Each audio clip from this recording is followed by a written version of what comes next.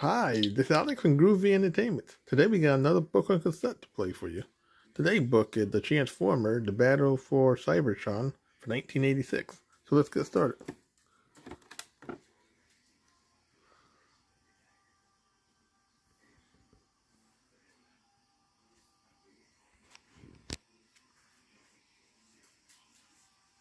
Hi, everybody.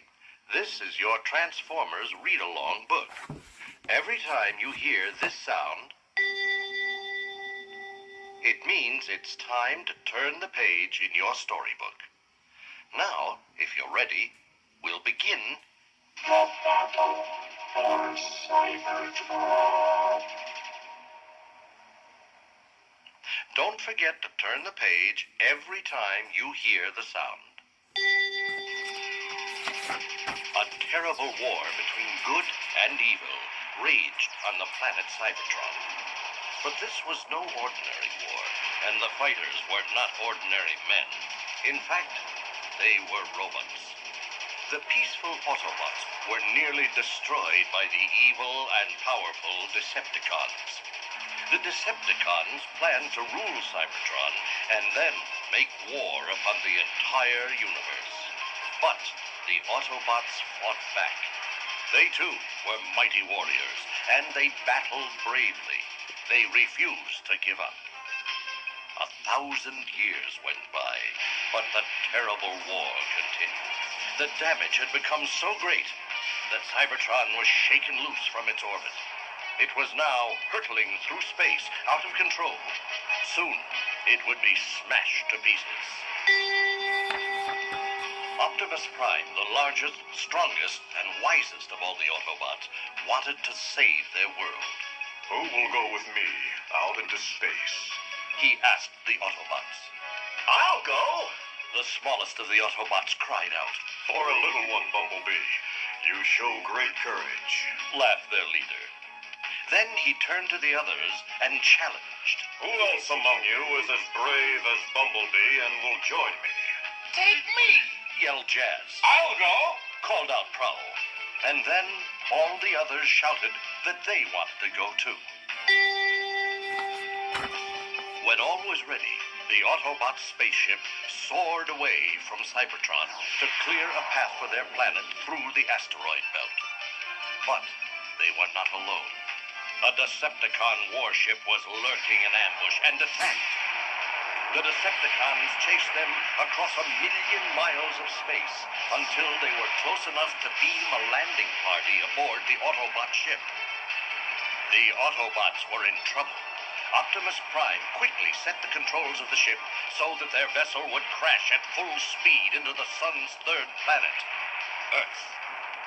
The ear-shattering sound of the Autobot ship smashing into the Earth sent the mighty dinosaurs running in terror. Then, all was quiet for the next 4 million years. The eruption of a volcano finally awakened the Ark, the Autobot ship's computer. The Ark studied the surface of the Earth. When it picked up the familiar whir of machinery, its lights glowed bright with joy. Now, I'll go right to work repairing the crew. It decided. But the Ark was too damaged to realize the difference between the Autobots and Decepticons inside the ship, and it began changing the shape of every robot on board. It rebuilt them to look like the machinery it detected on Earth. As part of the repair work, the Ark gave the robots the ability to transform themselves back into their original robot shapes. The first to be assembled by the Ark were the Decepticons. And even after 4 million years, they still remembered their main goal: destroy the Autobots. Sparkplug and his son Spike were looking at the damage done by the volcano when they suddenly stopped dead in their tracks. Dad, look at that!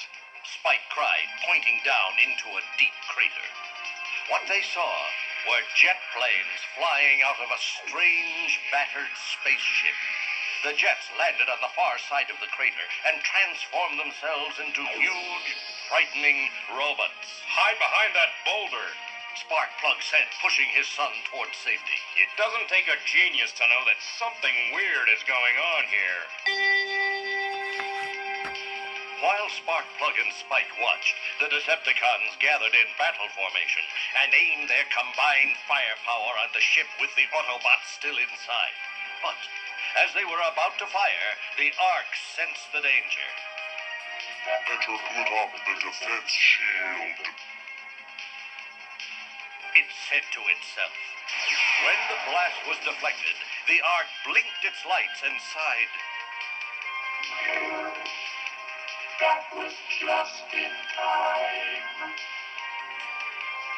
The Decepticon leader, Megatron, angrily turned to the others and scowled. Our power levels are too low. We must search out new sources of fuel on this planet. Then we'll come back and crush the Autobots! Hey, whoever they are, they're leaving. Sparkplug said. That'll give us a chance to take a look at that big blinking contraption they tried to blow up. Come on. You think that's a good idea, Dad? Spike said hesitantly.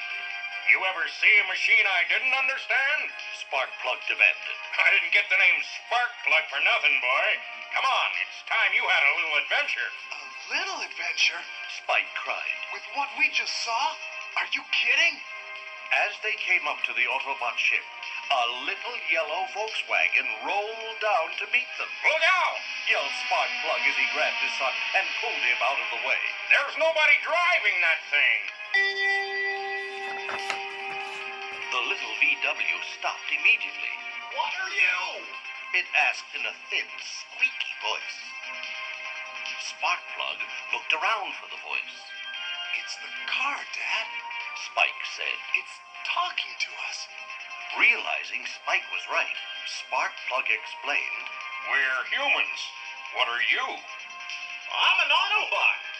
My code name is Bumblebee. Will you help us? Bumblebee explained about the Autobots and the Decepticons. We saw those Decepticons, said Spike. They turned from jets into robots, and then they tried to zap your ship. They didn't look too friendly. You're right, said Bumblebee. And their attack damaged the Ark, our ship's brain. We're in desperate need of help. You're talking to the right man, said Sparkplug. Let's get at it.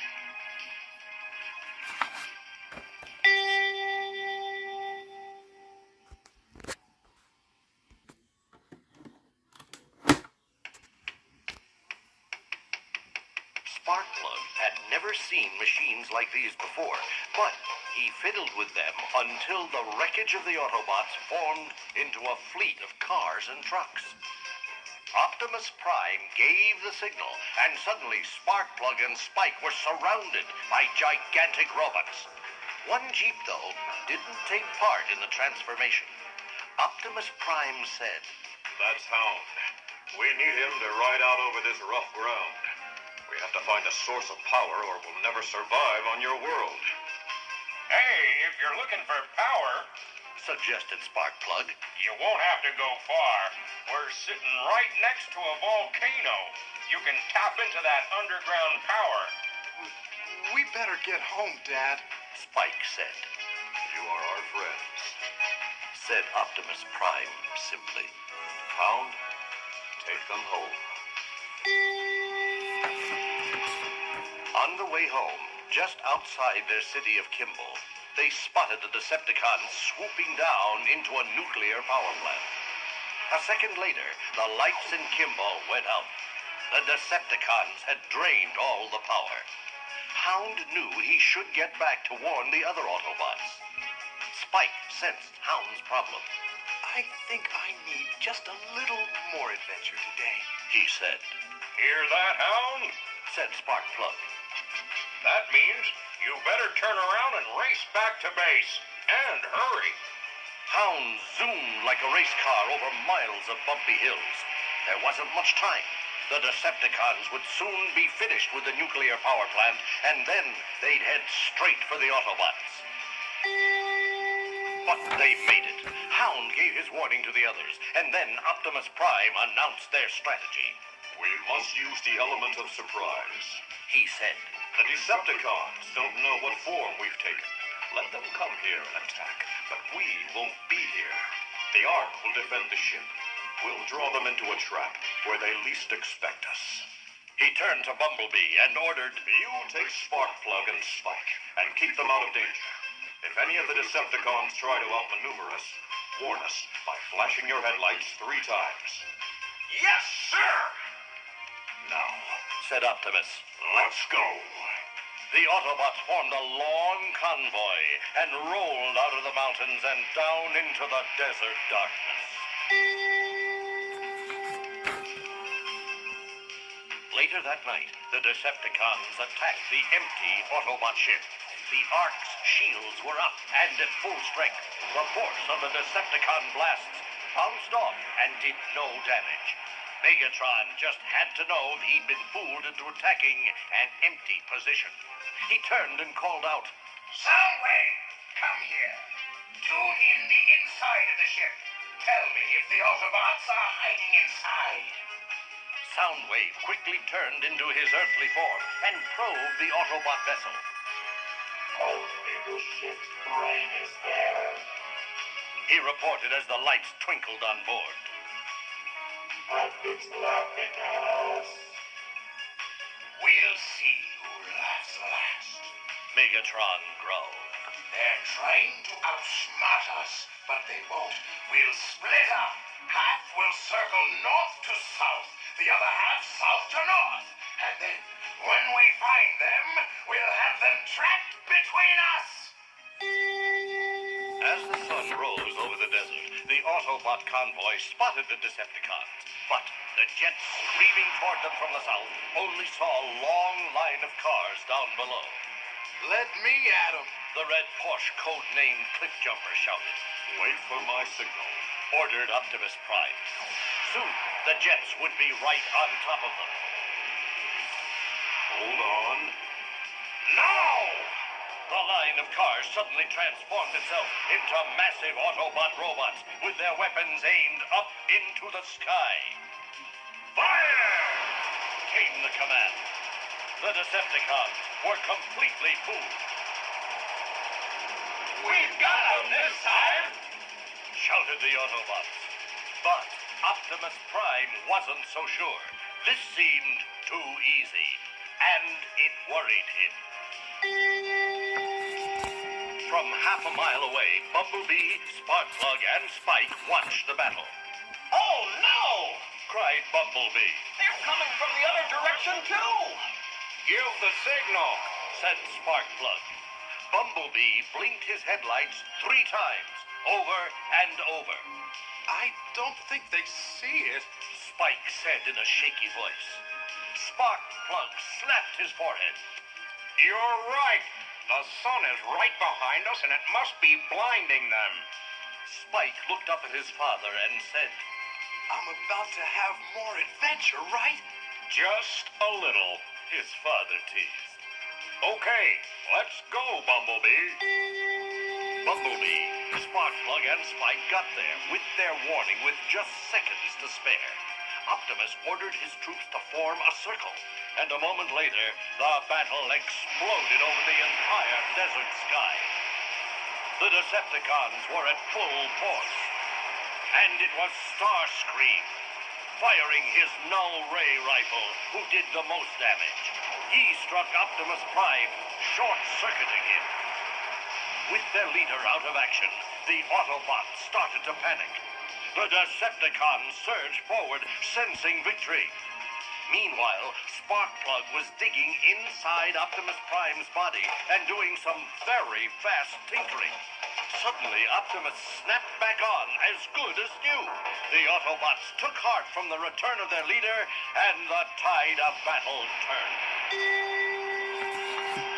The Decepticons had had enough. Besides, their fuel was running low again.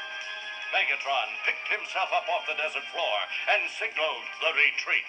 We'll meet again, Autobots! He bellowed. And The next time we'll blast you into junk! The Autobots had won. Finally, Optimus quieted their cheering and said, "We have had a great victory today, but it was possible only because of the help of our friends, Sparkplug and Spike. Earth must be a wonderful place if it holds such fine humans as these. We must vow to protect this planet from the Decepticons, just as if it were our beloved home, Cybertron." As far as we're concerned, Said Sparkplug. Earth is your home. You're our kind of machines. Right, Spike? Right.